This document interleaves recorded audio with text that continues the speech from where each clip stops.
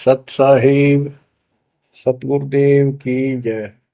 बंदी छोड़ कबीर साहिब जी की जय। बंदी छोड़ गरीबदास जी महाराज जी की जय। स्वामी राम देवानंद जी गुरु महाराज जी की जय हो।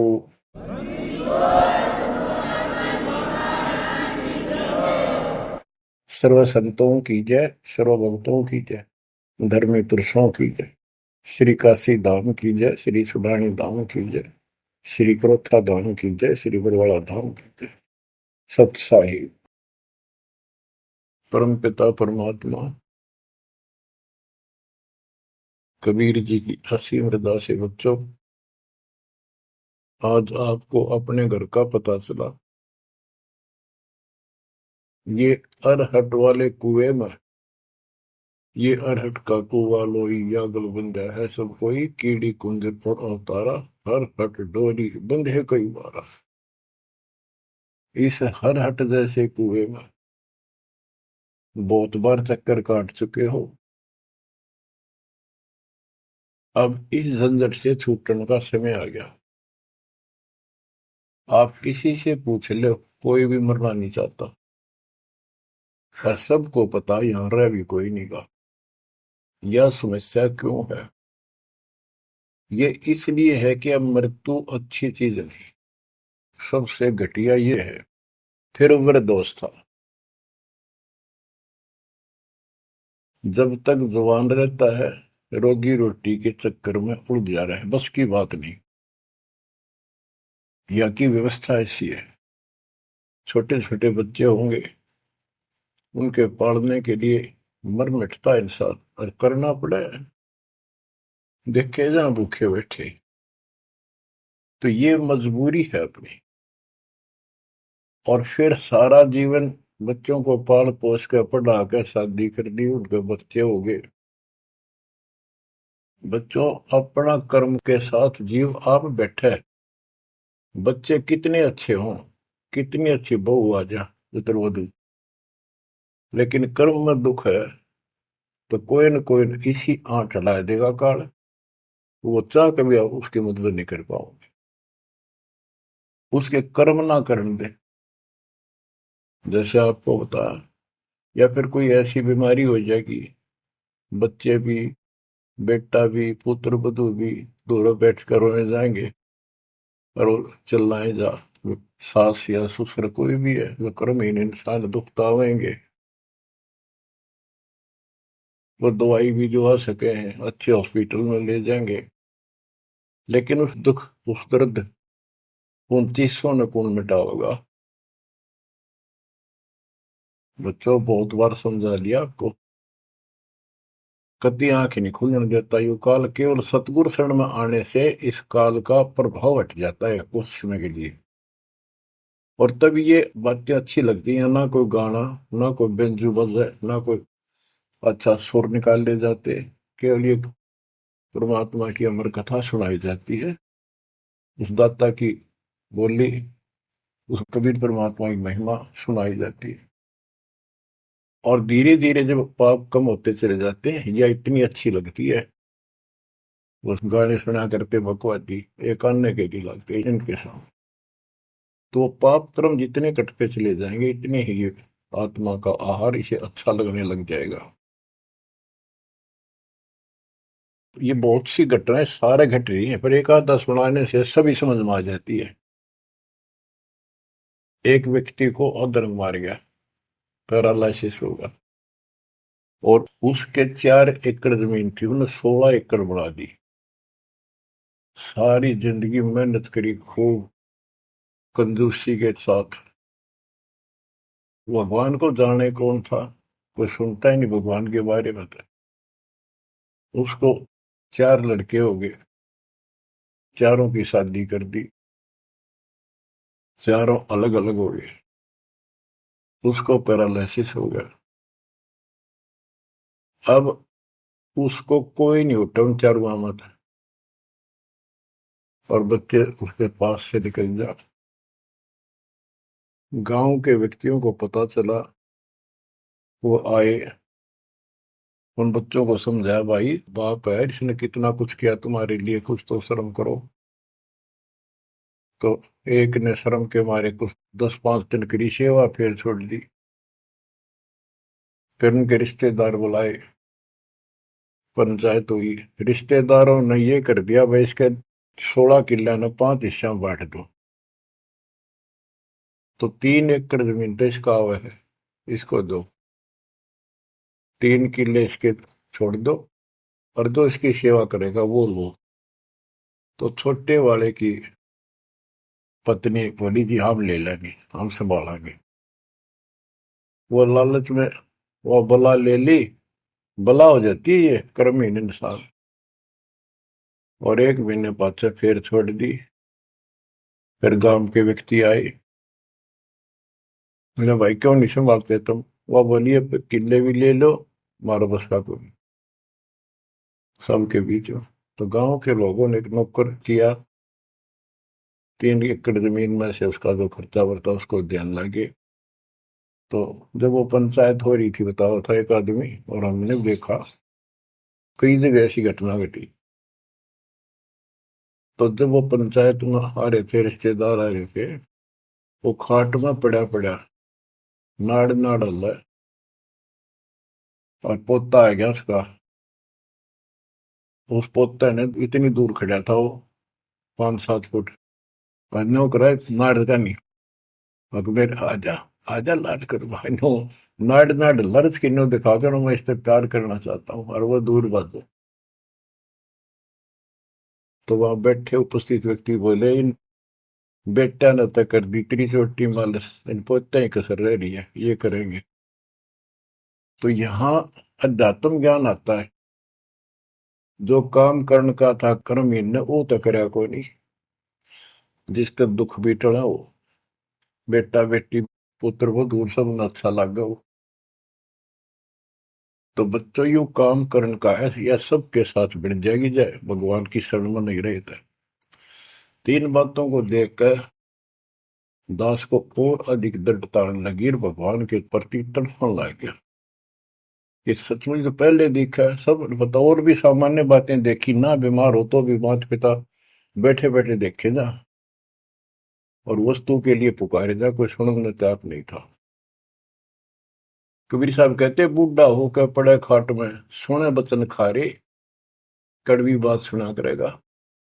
और कुत्ते था उनका भी सुख को नहीं, ये छाती फूकड़ आ रही।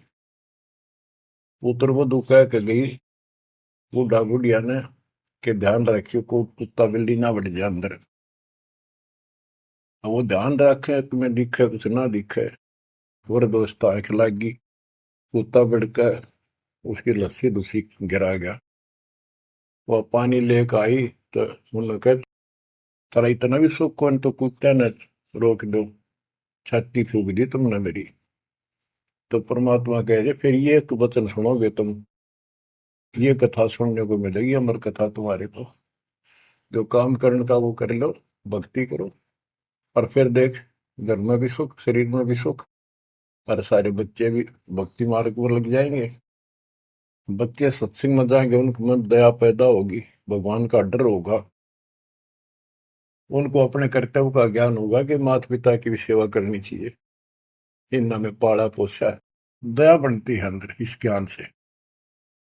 तो बच्चों, इस भक्ति, इस सत्संग के बिना इंसान ऐसे जड़े डोका मर जाता है। और जब तक ये ज्ञान नहीं होता, वो काम हमने सबसे उत्तम और बस इतना ही ठीक है, वो अच्छा लग रहा था। तो यहाँ कबीर साहब कहते, सतगुरु के उपदेश का सुनिया एक विचार, जय सतगुरु मिलते नहीं फिर जाते यम द्वार। वो दुख और आगे देखो, मृत्यु के बाद यम के दूत घसीट के ले जाएंगे धर्मराय के उस न्यायाधीश के दरबार में। फिर उनका फैसला होगा, इसको नरक में डालो, इतने वर्ष, इतने दिन, इतनी घड़ी कैलकुलेटेड होती होंगे।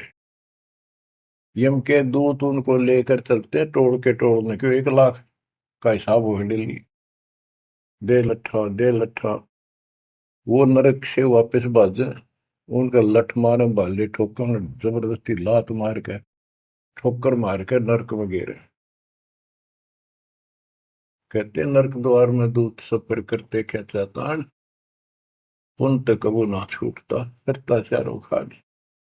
नरक भोग का फिर चार खानी में भरमता, कुत्ते गधे शोर बनता, और कभी ना लगता पार, सो फेरा सब मिट गया मेरे सतगुरु के उपकार। बच्चों, समझ लो इन बातों को और देखो मालिक की दया। ये बातें कदे हमने दादे परदादा पर भी ना सुनी, माता पिता से नहीं सुनी। उसकी दया विदाता की, और आज ये अच्छी लगे और बात एक भी अच्छी नहीं लगती। वो तो बेतुकी बातें हैं, थोड़ी देर बातें करनी पड़ती है इधर उधर की, 2 मिनट बाद में सोचा ही या तो जा अपना परमात्मा ने याद करे। तो यह लगन अलग से लगेगी, इस सत्संग से लगेगी, और भक्ति स्वर्ण दान करोगे या सेवा, ये सारे मिलकर आपको निर्मल करेंगे। आपको हर तरह से शक्ति आत्मा को मिलेगी। भोजन खाते हैं तो उसमें सभी प्रोटीन सब प्रकार के खाने होते हैं, तभी स्वस्थ शरीर रहता है। इस प्रकार हमने सेवा भी जिसी बोले, सुमरण भी, दान भी, ये करना पड़ेगा, और मर्यादा का निर्वाह परहेज भी रखने पड़ेंगे, तभी आत्मा स्वस्थ होगी, मोक्ष प्राप्ति योग्य होगी। बच्चों, धन है आपके माता पिता जिनसे जन्म हुआ। आपकी किस्मत को अगर व्याख्यान करने लगो, आपकी किस्मत का वर्णन करो, कोई शब्द नहीं दास के पास। इतनी अच्छी किस्मत लेकर जन्मे हो तुम। आपका मनुष्य जीवन इस समय, मनुष्य जीवन के बाद फिर आपको शरण मिल गई। गजब अजब बात यह है कि आपको शरण मिल गई। आप देखो, नाम लेने तो पहले आप किस स्थिति में थे, क्या करा करते, सारा दिन कोहरे डले डोया करते, और मजदूर काल के मजदूर थे, बस पेट के मजदूर, माचे माचे अंडला थे। कोई भी अच्छा काम चाह कर भी नहीं कर पावा थे। आत्मा भी अच्छी थी, था आपकी नर्म भी थे, दया थी, भाव था, सारा था, भगवान की चाह भी थी, पर ऊपरली सी थी, काम चलाऊ सा था। और नाम लेने से पहले जब आपने स्टार्ट किया इस मार्ग को, देख मन कितनी बगावत करे था। ये कैसे हो सकता है, ऐसे कैसे हो सकता है, हमने तो ये पूजा की, हमने ये देखा, ये सुना। तो काल ने परमात्मा से पहले कहा था कि तुम्हारा जो हंस जाओगा ज्ञान बताने के लिए, उससे पहले कहते देवी देव धाम तो दुआओ, तीर्थ व्रत और ये झूठे जब तब मन लाओ। इस तरह की सारी शास्त्र में साधना से इनको इतना मूर्ख बना दूंगा कि कोई भी उसके ज्ञान को सुनेगा नहीं। जाओ योग जीत संसारा, जीव न माने कहा तुम्हारा, जीव तुम्हारा कहा न माने, हमारी ओर हो बात बखाने। हमारी ओर होकर बात विवाद करेंगे तुम्हारे साथ। बच्चों, इन बातों को याद रखो। इस जीवन की सफलता है कि इसमें परमात्मा प्राप्ति हो। आप इसके निकट आ चुके हो। आपने जो भक्ति स्टार्ट करी, आपकी यही दशा थी। कति मन मान कर राजी नहीं था, और उस दाता देखो अपने बच्चों को कैसे कैसे कैसे कोई न कोई भेज के अपना बहन भाई रह रह कर कथा सुनाई। कभी अच्छी लगी, कभी ना लगी, धीरे धीरे पाप कटते गए, सुनते चले गए। कहते सो सब सिदर मैं करूं अपने जन के काज, हरने से पूजो मार दो नरसिंह दर के साज। इब्राहिम सुल्तान के साथ कितने खाड़े कर दिए, कितना पीछे पड़ गया जाता अपने बच्चे को नरक से निकालने के लिए। यही दशा अपनी थी। उस दाता ने कोई न कोई कारण बना के अपने को राह दिखाया है। हरी बच्चों, समझो इस मार्ग को। क्योंकि ये कथा जो सारी सुनाई जाती है ये आत्मा को सहारा देती है, ये आत्मा बहुत सतर्क हो जाती है और इन पर सब पर विचार करती है, तब इस मन को साइड कर देती है कि बस बहुत हो लिया। आप देखो क्या हाल है, कल न पशु बन जाओगे और पहले पैरानी कितनी बार बन लिए। तो परमात्मा आपको बहुत लंबे समय से तैयार करते करते करते करते आ रहे और आप भी लगे रहे, जैसे भी जितना दाव लगा जिस जन्म में आप करके, फिर काल का प्रभाव ज्यादा था, नहीं पार बसाई छूट गया मार्ग। जो गुरुद्रोही हो जाते हैं ना वो सदा के लिए खत्म हो जाते हैं, वो तो अरबों खरबों वर्षों तक धक्के खाओगे। आप विमुख होते रहे, जैसे राबिया विमुख हुई। स्टार्ट वहां से नहीं था उसका, बहुत पीछे से था, लेकिन भक्ति की चाह बनी रही, दाता फिर मिलते रहे। परमात्मा कबीर साहब कहते हैं, मेल ठेले जाइयो तीर्थ धाम पर भटकियो, मेले बड़ा मिलाप पत्थर पानी पूजते कोई साधु संत मिल जाओ। जब तक भगवान नहीं मिला तब तक ये आस्था भी बनी रहनी चाहिए। इसलिए परमात्मा कुछ लोगों को जो संस्कार तो निकाह होता है, कोई मत्था टेक के किधर जाके और कुदरती वो संस्कार आ जाता, उसकी आस्था बनी रहती है वहां पर, तो भगवान में चाह बनी रही। कई नरसिंह बन के इसने आना पड़ा, निकाल ने तो मस्टरवा दिया था, प्रहलाद भगत की आस्था खत्म हो जाती, दाता रक्षा नहीं करते, सारे समाज में आस्था खत्म हो जाती मनुष्य जीवन में, कि भगवान है ही नहीं करे। अरीसा दिखा दिया भगवान, आज तक याद है भगवान है, इसलिए हमारी चाह बनी रही परमात्मा के प्रति। तो बच्चों, परमात्मा की असीम रजा आपके ऊपर। परमात्मा 600 साल पहले हमें राह दिखाने लगे थे, और उसी समय से आज तक बीच में अपने संत गरीबदास जी को बीच में मिले, इस भक्ति को फिर से जीवित करके, इस अध्यात्म ज्ञान को फिर से कति खम्भ रूप गे, इनके माध्यम ये यथार्थ ज्ञान देख। और 300 साल से अमर ग्रंथ यहाँ पढ़ा करते थे गरीबदासी, गरीबदास के 12वें पंथ वाले।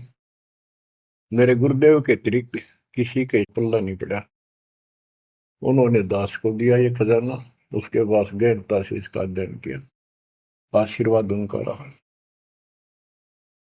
आज ये खजाना खोल दिया, गुरुदेव का आशीर्वाद, कबीर साहब का वचन, 5505 कलयुग बीत चुका, तो ये खेल तो होना ही था। और या गंगा आएगी, मोक्ष करने वाली असली गंगा ये है सत्संग। इसमें जो स्नान करेंगे, सत्संग सुनेंगे, मोक्ष तो इन आत्माओं का होगा। अब्राहिम सुल्तान को कैसे निकाला, उसके कोरडे तक खाए मालिक ने अपने बच्चे के, बता के लागत था, क्या नाता था उससे। अब यहां विचार कर लो उसका हमारे से क्या नाता है, कितना गहन नाता है। वो हमारा पिता है, वही हमारी माँ है। उस परमात्मा में हमारे प्रति माँ और पिता दोनों का मोह है, कितना जबरदस्त हो सकता है वो देखो। तुम अपनी गलती से फंस गए, पर वो बैठा उस पर भी नहीं जाता खाली, कि कुछ तो निकालो काल के जाल से।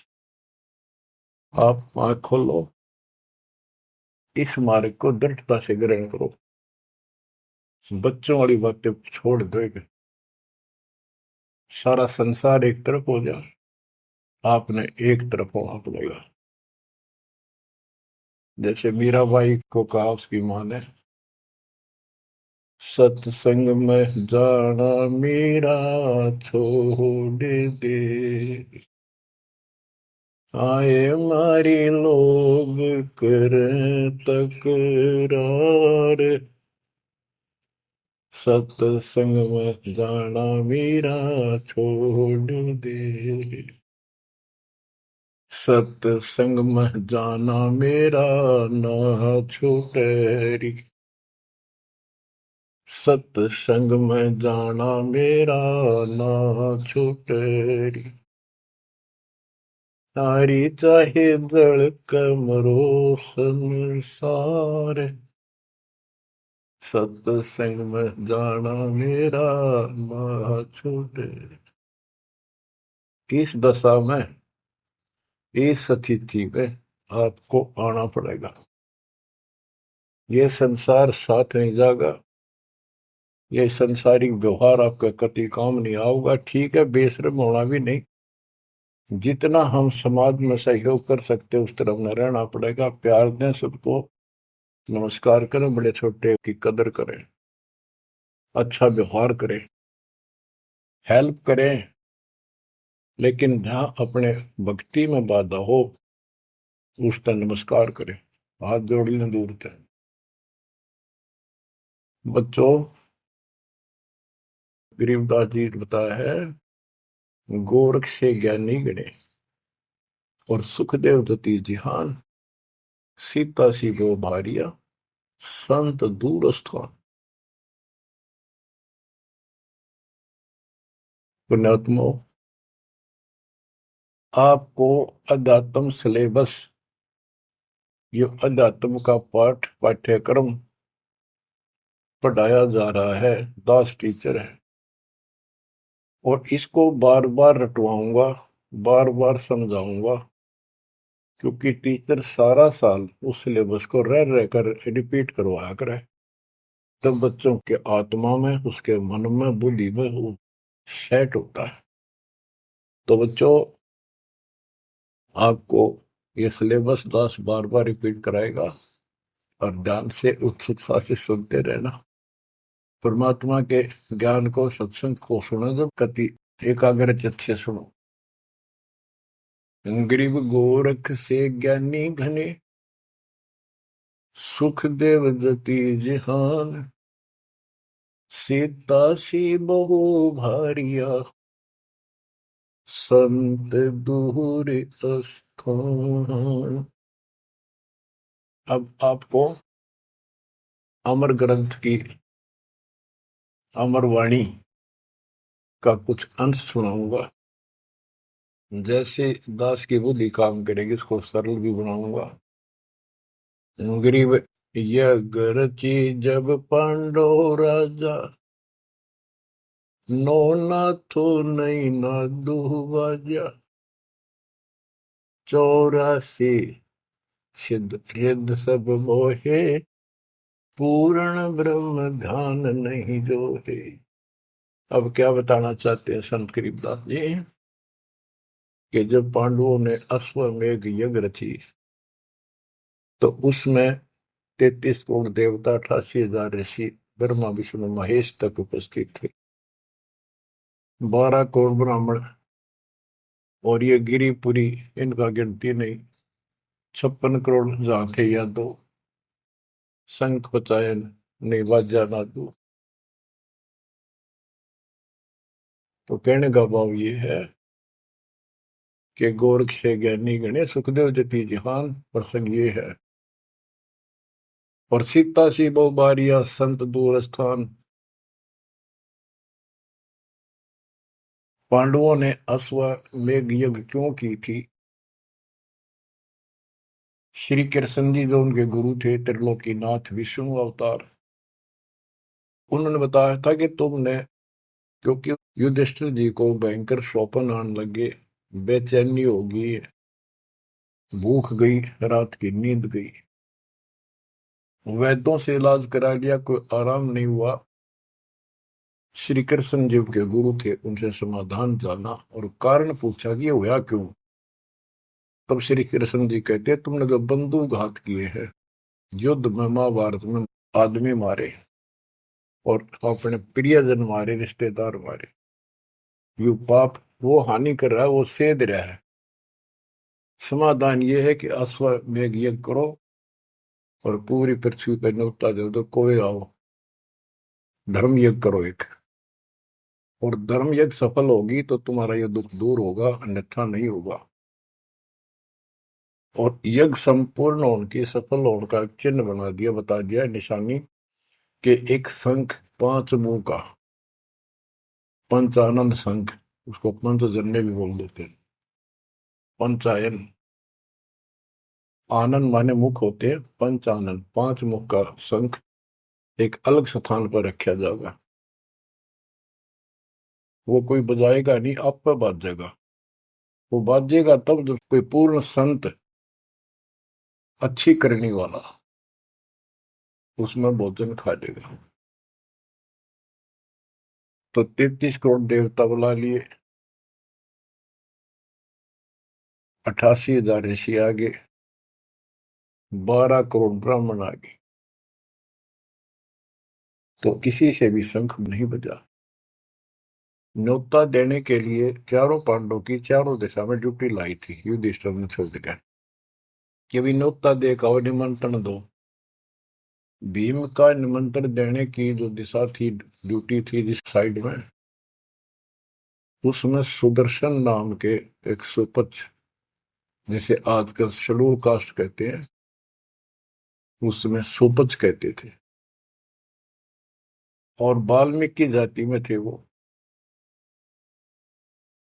भीम वहां गया, भीम ने उनको निमंत्रण दिया कि भगत जी हमारे वहां आइयो, और मैं युधिष्ठिर राजा का भाई भीम हूं, और ऐसे ऐसे हमने एक अश्वमेध यज्ञ रची है, आप आमंत्रित हैं।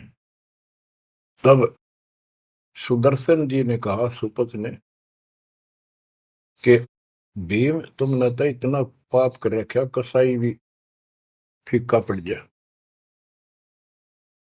तुमने ऐसा जुल्म कर दिया। वो बहन आज तक रो रही है, जो विधवा होगी सैनिकों की, उनके बच्चे टक्कर मार रहे हैं, माँ से पूछ रहे हैं पिताजी कब आएंगे छुट्टी।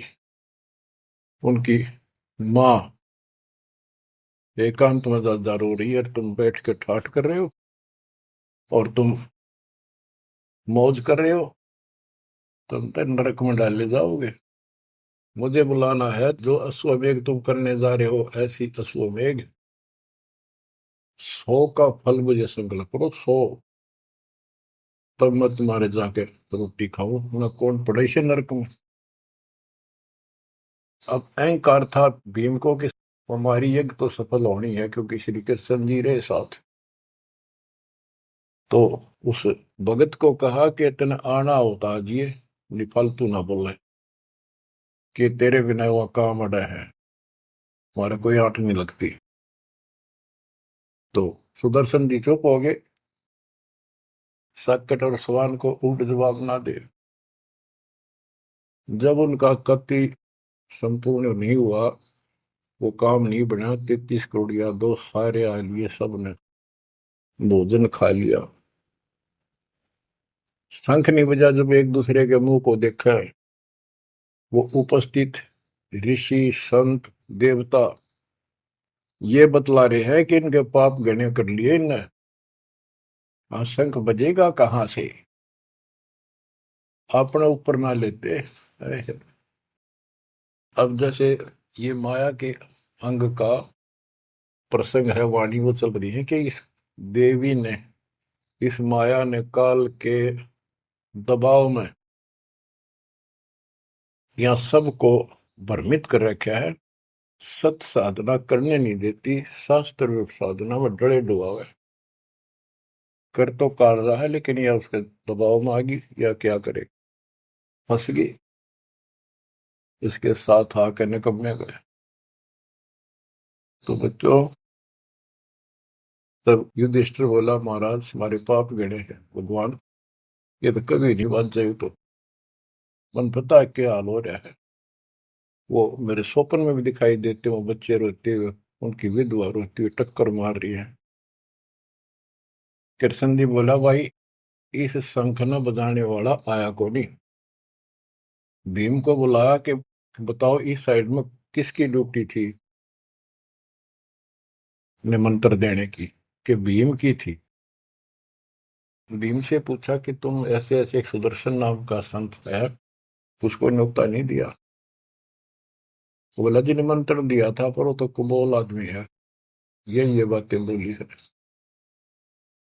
कि तुम पापी हो अपराधी हो, वो तो गलत बोला। कृष्ण जी बोले आपने क्या कहा? भीम बोला मैंने कह दिया तो नाना होता जी आपने, ना तो मत आइए। श्री कृष्ण जी बोले सारा काम खराब कर दिया, साधु संतों से ऐसे नहीं बोलना चाहिए। वो जो कहते हैं उसमें कोई दम होगा बात में। तुम तो सारा काम बिगाड़ दिया, अब बता क्या करेगा? इतना पैसा लग गया, बात वही की वही। ओडे को हो गया भीम का, कह तो माच रहा था, तक के दिफा था। श्री कृष्ण जी बोले बैठ साले, रथ तैयार करो। उस दौरान जब यह घटना घटी, उस समय परमात्मा करुणा में नाम से प्रकट थे कबीर साहब। और सुदर्शन उस करुणा में परमात्मा के बच्चे थे, शिष्य थे। सुदर्शन जी ने अपने गुरुदेव को जाके बताया कि महाराज ऐसे ऐसे वो भीम आया था, और मैंने उसको बोल दिया भाई ऐसे ऐसे कर। परमात्मा बोले भाई वो यज्ञ तो उनकी पूरी हो को ना, उन तो वो सारे माया के पुजारी बैठे हैं, वह फिर आओगे, तू खिसक जाए यहाँ पे। सुदर्शन जी तो निकाल दिए, परमात्मा सुदर्शन रूप बनाकर बैठ गए। पांचों पांडव छठे कृष्ण जी गए, 1 योजन 12 किलोमीटर दूर रथ से उतर लिए और पैदल चल पड़े। जाके श्री कृष्ण जी ने दंडवत प्रणाम किया तो पांडव तापा मरे पड़े थे, पांचवा ने उन्होंने किया। तब सुदर्शन जी बोले एक सुदर्शन जी कहूंगा मैं, क्योंकि ये फिल्म है, फिल्म में जो रोल जो करता है वही बोला जाता है। सुदर्शन जी ने कहा आओ त्रिलोकीनाथ, कैसे आना हो गया? श्री कृष्ण जी बोले हे सृजनहार, हे सारी सृष्टि के रचनहार, आप जानी जान हो, ये पांडव हैं और ऐसे ऐसे ने अश्वमेध यज्ञ की है, वो आपके बिना संपूर्ण नहीं हो सकती। आप दया करो और भीम की गलती को माफ करो। सुदर्शन जी बोले भाई मैंने जो शर्त रखी थी वह पूरी कर दो। भीम ने पूछ लो क्या शर्त थी मेरी? वो जी पता हमारे को। तो श्री कृष्ण जी ने कहा कि संत मरण को ऊंचा लियो, तजमाया अभिमान, जो जो कदम आगे रखे, सो सो यज्ञ समान। ये देख लो किसी में इतना भी अहंकार नहीं है। आज ये कति टूटे पड़े हैं, सारा खर्च हो लिया पैसा, बात वही खड़ी है। और वहां से लेकर यहाँ तक हम आए हैं, जितने हमारे कदम बढ़ते हैं वो सौ सौ यज्ञ समान, वो एक कदम एक यज्ञ के समान है। अपनी सौ रख लो, बाकी हमारी जोड़ी में डाल दो, हमारा भी कल्याण हो। यानी आदिन्य का भाव संत के सामने होना चाहिए। संत के साथ भगवान होता है, भगवान को अहंकार कति पसंद नहीं। तब साधु भूखा भाव का, धन का भूखा ना, ना किसी में माँ का भूखा। उससे पहले जब पहली बार यो भीम गया था तो निमंत्रण देने, एक तालाब में नहा के आया था, और उसमें खूब गोते मार मार नहाया, पैर भी नहीं टिके थे। सुदर्शन जी बोले कि भीम यह मेरी माला तार के दिए खूंटी पर था। भीम चला, खूंटी पर हुआ माला सुमरनी तारन लग गया, उस पर उतरी नहीं, टस से मस नहीं हुई, पसीने आ गए। जब सुदर्शन जी बोले भीम उधर बड़ी डींग मारा था कि युद्ध न्यों नहीं जीता जाता, एक का मारू था 10 मरे थे, अरे माला ना उठी तेरे ते, छोड़ के आ गया, दूर खड़ा हो गया। और कोई दिखाना भी जरूरी था कि कुछ है इसके पल्ले, ना तो उनके मन में फिर दूसरा देता। ऐसे हाथ किया परमात्मा ने, वाला अपने आप उठ के उनके हाथ में आ गई। धर्मदास या घना अंधेरा, बिन परचा जीव जम का चेहरा। अगर थोड़ा बहुत ना दिखाऊं अपनी शक्ति तो काल का बंधेरा मेरी तरफ आवे को नहीं। उदिंदा बड़ी बात बोल रहा था भीम, और सुन ले तेरे जैसे पहलवान बहुत होगा जाए लिए। जिसमें तू उस दिन स्नान करके आया था ना, वह खोपड़ी थी उस कुंभकर्ण की। खोपड़ी, ये सिर का ऊपर ऊपर का कटोरा, जिसमें तेरे पाँव भी न टेके, ऐसे ऐसे होकर जा रही है बकवादी। भक्ति बिना बात नहीं बने बच्चों। तो जब परमात्मा यानी सुदर्शन जी रथ में बैठ कर उनके साथ वहां पहुंचे, द्रौपदी ने देखा कि कौन सा है संत, पता चला यू एक केला यू है हुआ। तो तभी उसके मत्था ठन गया कि इससे क्या होता, ये इतने ऋषि में ऋषि बैठे तपस्वी फलाना। फिर श्री कृष्ण जी ने कहा, द्रौपदी बढ़िया भोजन तैयार कर, संत खाना खाओगा थारा काम बनेगा।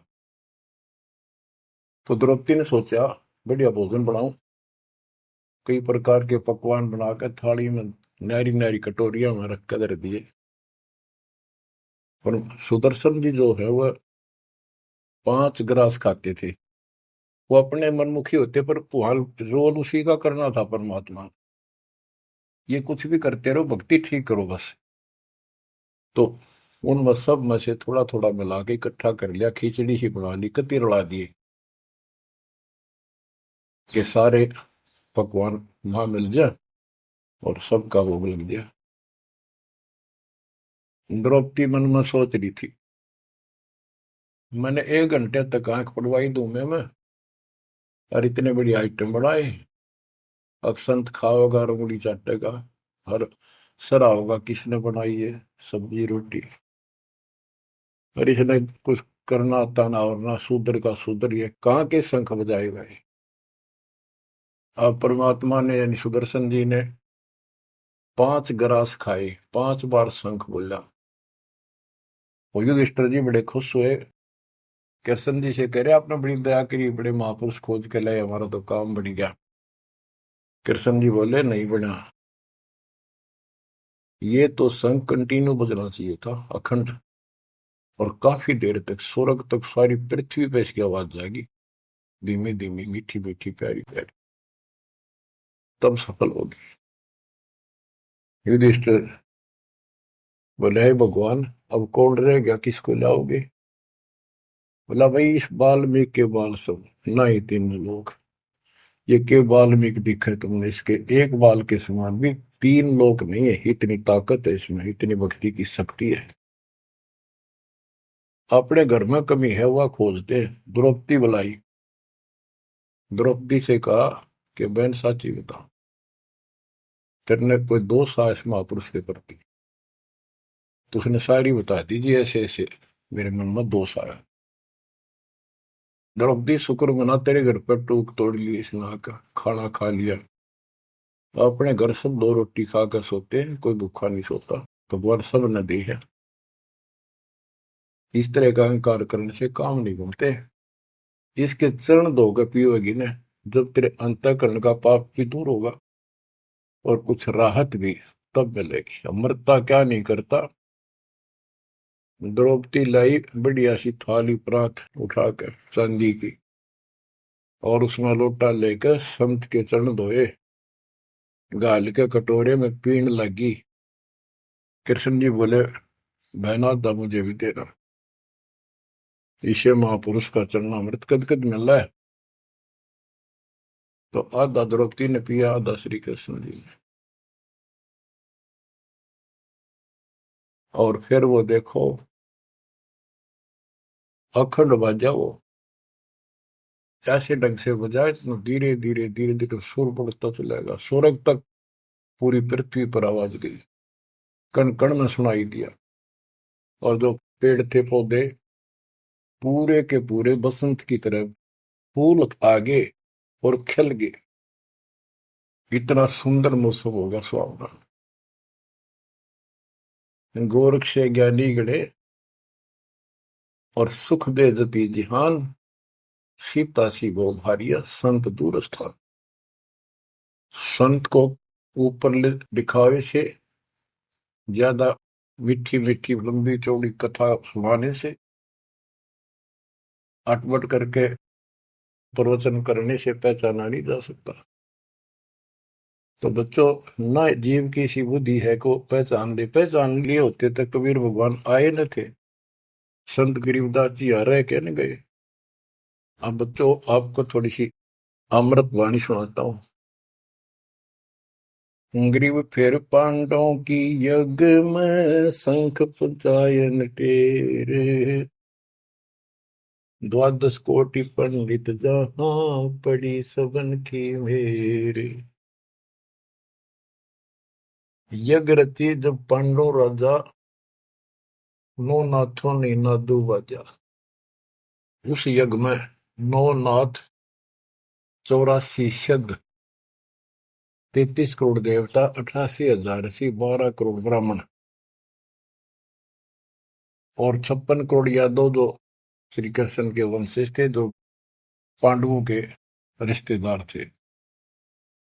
क्योंकि श्री कृष्ण जी की बहन सुभद्रा अर्जुन के ब्याही थी। या क्या कहते हैं, यज्ञ रची जब पांडव राजा, नौ नाथों ने नादू बाजा। 84 सिद्ध, रिधि सब मोहे, पूर्ण ब्रह्म ध्यान निजो है। अब माया के अंक की वाणी पर देखो छिए।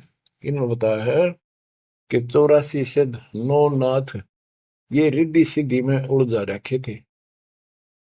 84 सिद्ध, रिद्धि सब मोहे, इन्होंने पूर्ण ब्रह्म ध्यान नहीं जो है, पूर्ण परमात्मा की भक्ति नहीं करी।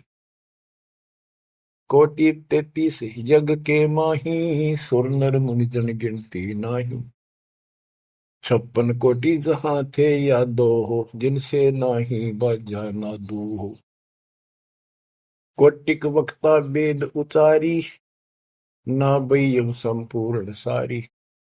सठ दर्शन की गिनती नाही, अनाथ जीव जी में बहु माही। ओहो, 60 दर्शन ये गिरिपुरी कहती है, बहुत गड़े आए हुए थे। और अनाथ जीव भी बहुत गड़े आए।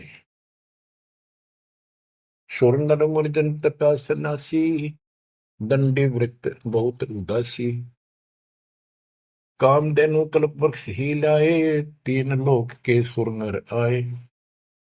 पांचों पांडव कृष्ण शरीरा, जिनसे यज्ञ बही निधीरा। होय होय, पांचों पांडव और श्री कृष्ण जी वही खाना खा चुके थे। उनसे यज्ञ बही नहीं थीरा, उनसे यज्ञ नहीं हुई पूरी। एक बाल्मीक नीचे कुल साधु, जिन शंख पचायन पूरे नादु। और गनो माया के पूता, ब्रह्म जोगनी सब ही दूता। ओहो, कहते हैं एक बाल्मीक नीचे कुल साधु, जिन शंख पचायन पूरे नादु। ये और गनो माया के पूता, ये औरतें माया के भ्रमित है। माया सिद्धि प्राप्त करके लोगों को प्रदर्शन करना, ये भी माया जाल। या महिमा पागी न, इनमें खेल लेंगे खिलौने से, या माया ये देवी ने उलझा रखे काल के दबाव। कहते हैं और गनो माया के पूता, ब्रह्म जोगिनी सब ही धूता। अब क्या बताते हैं, गिरि पांचों पांडव संग हैं, और छठे कृष्ण मुरार। चलिए हमारी यज्ञ में हे समर्थ सिरजनहार। अब श्री कृष्ण जी भी तो 3 लोक के मालिक हैं, पिछले संस्कारी हंस है। परमात्मा ने उनको सद्बुद्धि दी, उनकी दिल दृष्टि खोली कुछ समय के लिए, तो उनको भगवान दिखाई दी था। वो सुदर्शन उस दिन थे भी भगवान, पर उसको एहसास था, क्योंकि अध्यात्म मार्ग के अंदर अपने आप आत्मा अपने से शक्तिशाली के आगे नीचे हो जाती है, मुरझा जाती है। ग्रीब पांचों पांडव संग हैं, और छठे कृष्ण मुरारे। चलिए हमारी योग में समर्थ सृजनहार। गिरि पांडव यज्ञ अश्वमेघ में, सतगुरु किया पिया ने। पांचों पांडव संग चले, और छठा भगवान। गिरि पांडव यज्ञ अश्वमेध में वाल्मीकि की बे शंख पचायन बजाइया राख्या नहीं संदेह ग्रीव सुपच रूप धर आइया सतगुरु पुरुष कबीर तीन लोक की मेदनी सुर नर मुनि जन भीड़। ओह, कहते हो सुपच का रूप धरकर स्वयं सतगुरु परमेश्वर कबीर जी आए, जहां पर तीन लोक की सेना बैठी थी मेदनी, या दुनिया भरी पड़ी थी। 33 करोड़ देवता, 88,000 शीरियो, 56 करोड़ यादव, 33 कोटि यज्ञ में आए, 688 सारे, 12 कोटि वेद के वक्ता, सुपच का शंख बजा रे। के 33 करोड़ देवता, 88,000 ऋषि, 9 नाथ, 84 सिद्ध, 12 कोटि वेद के वक्ता ब्राह्मण, ये सारे वहां पर बैठे थे। उन तो यो छोटा सा काम नहीं हुआ, 3 ताप के अंतर्गत पांडव दुखी हो रहे थे। तुम कौन राम का जपते जापम, ताते कटे ना तीनों ताप। तो बच्चों, परमात्मा की आपके ऊपर असीम रजा है, आपको पूर्ण परमात्मा की भक्ति मिली, पूरा सतगुरु मिला, आपको मोक्ष दे दाता सच्चाई।